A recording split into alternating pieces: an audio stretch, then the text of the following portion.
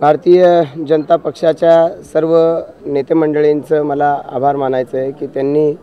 मला या निवडणुकीमध्ये पनवेल विधानसभा मतदारसंघामध्ये उमेदवार म्हणून संधी दिलेली आहे। मी सर्व आदरणीय नेते मंडळींचं मनापासून आभार व्यक्त करतो आणि या पनवेलच्या विकासाचा रथ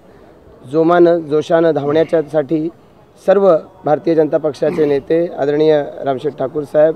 जिल्हाध्यक्ष बाळासाहेब पाटील साहेब या ठिकाणी उपस्थित, सर्व जिल्ह्यातील सर्व मान्यवर नेते मंडळी,